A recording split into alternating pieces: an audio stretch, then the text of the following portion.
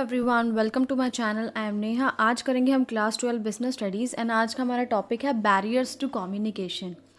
And मतलब इसका meaning है कि जब हम कम्युनिकेट करते हैं, बातचीत करते हैं, उसमें क्या प्रॉब्लम या रुकावट आ सकती है जिसकी वजह से हम ठीक से बातचीत ना कर पाएँ, उसमें वो हम प्रॉब्लम्स हम पढ़ने वाले हैं। तो सबसे पहला प्रॉब्लम या सबसे पहला बैरियर है आपका सिमेंटिक बैरियर। देखो इसमें क्या लिखा हुआ, आप पढ़ते हैं। Semantics is the branch of linguistics dealing with the meaning of words and sentences. Linguistic language words से बना है।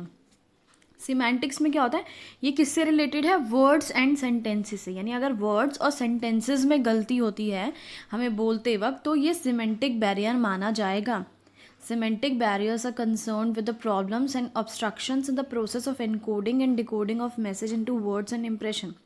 यानी सिमेंटिक बैरियर क्या होता है, जब प्रॉब्लम कहाँ आती है एक्चुअली में, जब हम किसी भी वर्ड को ठीक है ठीक से एनकोड या डिकोड नहीं कर पाते, यानी समझ नहीं पाते हैं हम वर्ड को, या सामने वाले को कोई शब्द या अपना कोई भी बात जो है समझा नहीं पाते हैं अपनी बात ठीक से, वो होता है semantic barriers. Normally such barriers result on account of use of wrong words. और जैसे कि ये कब एराइज होते हैं, जब हम गलत शब्द यूज़ कर लेते हैं या फिर हम फॉल्टी ट्रांसलेशन करते हैं, यानी जैसे कि इंग्लिश को हिंदी में कन्वर्ट किया तो हमने वो गलत कर दी, या डिफरेंट इंटरप्रिटेशंस, यानी अलग से कोई मतलब, जैसे कि होता है ना कभी कभी सामने वाला कुछ बोल के जाता है और हम समझ कुछ लेते हैं, ऐसे केसेस में इसे सिमेंटिक बैरियर्स कहा जाएगा।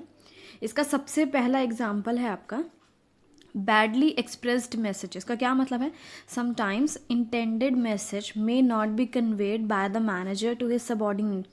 यानी कभी कभी क्या होता है, मैनेजर अपने सबॉर्डिनेट को कोई मैसेज दे रहा होता है लेकिन वो ठीक से कन्वे नहीं कर पाता, यानी मैसेज ठीक से समझा ही नहीं पाता है अपने सबॉर्डिनेट्स को। These badly expressed messages may be an account of, किस कारण हो सकता है ये? इनएडुकेट वोकैबुलरी, यानी उसको प्रॉपर वर्ड्स ही नहीं पता कि उसको बोलना क्या है, कौन से शब्द यूज़ करने हैं, गलत शब्द वो यूज़ कर रहा है। ओमिशन यानी भूल जाना, यानी जो ज़रूरी शब्द हैं वो उन्हें ही भूल गया है। तो इस केस में क्या होता है, जो सबॉर्डिनेट्स हैं वो ठीक से हमारी बात समझ नहीं पाएंगे। सेकेंड करते हैं अपना सिम्बल्स विद डिफरेंट मीनिंग्स। इसमें क्या है, यानी एक ही शब्द के कभी कभी क्या होता है, कई सारे मीनिंग होते हैं, ठीक है। तो जो रिसीवर है यानी सुनने वाला है वो समझ ही नहीं पाता है कि हमने कौन सा वाला शब्द यूज़ किया है। जैसे कि एक शब्द है प्राइस, उस प्राइस का मतलब कीमत भी होता है, अगर प्राइस की बात की जाए तो गिफ्ट या तोहफा भी होता है ना। एक शब्द है राइट, एक राइट का मतलब होता है सही, एक राइट का मतलब होता है राइट डायरेक्शन। तो सामने वाला कभी कभी नहीं समझ पाता हमारी बात को, तो रिसीवर जो है वो सही से मीनिंग नहीं समझ पाता है कि सेंडर ने क्या बोला था। एग्जाम्पल देखो यहाँ पे लिखा हुआ है, यहाँ पे वैल्यू के 3 सेंटेंस लिखे हुए हैं और तीनों में मतलब अलग है। जैसे कि रिंग की वैल्यू क्या है, यानी उसका कीमत क्या है, कितने रुपए की है। हमारी फ्रेंडशिप की मैं वैल्यू करता हूँ, मतलब बहुत रिस्पेक्ट करता हूँ, यहाँ पे फिर अलग हो गया। कंप्यूटर स्किल सीखने की वैल्यू क्या है, तो मतलब क्या उसकी जो है वैल्यू है, क्या इम्पोर्टेंस है इतनी, है ना। तो यहाँ तीनों जगह वैल्यू का मतलब अलग हो गया है। अब सामने वाला भाई वैल्यू का क्या क्या मतलब समझे, क्योंकि डिफरेंट डिफरेंट मीनिंग है। अगर वो रॉन्ग परसेप्शन करता है यानी गलत मतलब समझ लेता है तो कम्युनिकेशन में प्रॉब्लम आएगी, ठीक है। आगे बढ़ते हैं। नेक्स्ट है फॉल्टी ट्रांसलेशन, यानी ट्रांसलेशन ही गलत की गई है। यानी एक लैंग्वेज से दूसरी लैंग्वेज में जब हमने ट्रांसलेट किया, जैसे कि इंग्लिश में था हमने उसे हिंदी में कन्वर्ट किया, तो नहीं समझ पाए वर्कर्स कभी कभी इंग्लिश नहीं समझ पाते, उनकी इंग्लिश इतनी स्ट्रांग नहीं होती है।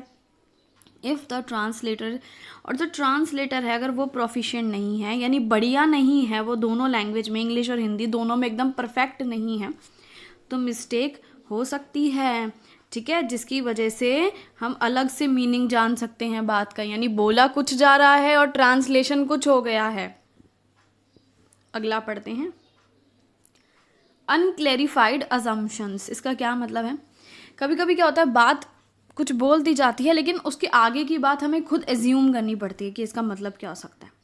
सम कम्युनिकेशंस में हैव सर्टेन अजम्पशंस, देखो लिखा ना, कई बातों की कुछ अपनी अजम्पशंस होती हैं, ठीक है, जिसकी अलग अलग इंटरप्रिटेशन यानी अलग अलग मीनिंग जिसकी वजह से निकल के आ सकते हैं।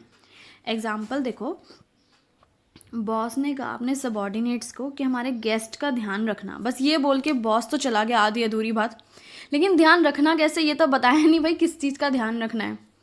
तो बॉस का मतलब क्या था कहने का कि उनके ट्रांसपोर्ट का, उनकी ट्रैवलिंग का, उनके फूड का, अकोमोडेशन यानी वो रहेंगे कहाँ, इन सब चीज़ों का ध्यान रखना।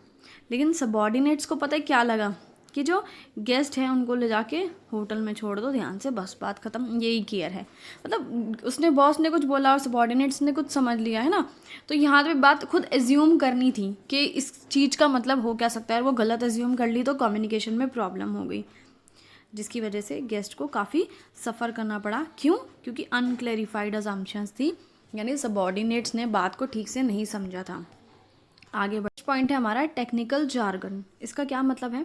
जार्गन, टेक्निकल जार्गन का मतलब है जैसे कि कभी कभी क्या होता है, जो हमारे स्पेशलिस्ट होते हैं, ठीक है, वो जो है टेक्निकल वर्ड्स यूज़ करते हैं।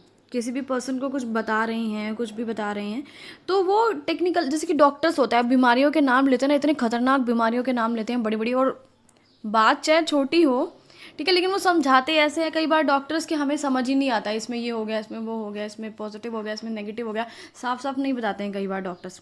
तो ऐसे ही जो है एक ऑर्गेनाइजेशन में एक मैनेजर या स्पेशलिस्ट होते हैं, वो अपने स्पेशलिस्ट वर्ड्स यूज़ करते हैं, ठीक है, जिसकी वजह से वर्कर्स जो हैं ध्यान से नहीं समझ पाते, बात को अंडरस्टैंड नहीं कर पाते कि एक्चुअली में बोला क्या गया था, इतने डिफ़िकल्ट और हाई लेवल के वर्ड्स यूज़ करते हैं। नेक्स्ट है बॉडी लैंग्वेज, ठीक है, या जेस्चर रिकॉर्डिंग, यानी हमारी बॉडी लैंग्वेज, जैसे हम हाथ हिलाते हैं, गर्दन हिलाते हैं बोलते वक्त, उस चीज़ की बात हो रही है। So every movement of body communicate some meaning, है ना, हर बॉडी मूवमेंट का कोई मतलब होता है ना कोई मीनिंग होता है। अब जैसे कि गर्दन हम अपनी हम हिलाते हैं लेफ्ट राइट, तो इसका मतलब होता है नो, और ऊपर नीचे गर्दन हिलाते हैं तो इसका मतलब होता है येस, है ना, एक मीनिंग होता है हर एक चीज़ का।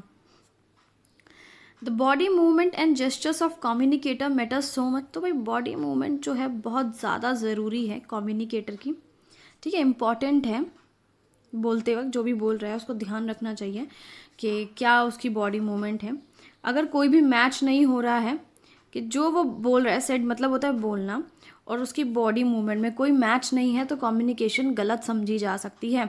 जैसे कि हाँ हाँ हाँ हाँ बोल रहा हो, गर्दन से लेफ़्ट राइट करके नो नो नो नो बोल रहा हो, वर्कर्स क्या समझे, जैसे इशारे की बात माने या ज़ुबान की बात माने, क्या माने, कुछ नहीं समझ आ रहा है ना, तो ये प्रॉब्लम हो सकती है। तो बॉडी लैंग्वेज और जो बात कह रहे हैं वो दोनों मिलती होनी चाहिए। यदि वीडियो खत्म हुआ, thanks for watching this video, please like share and subscribe.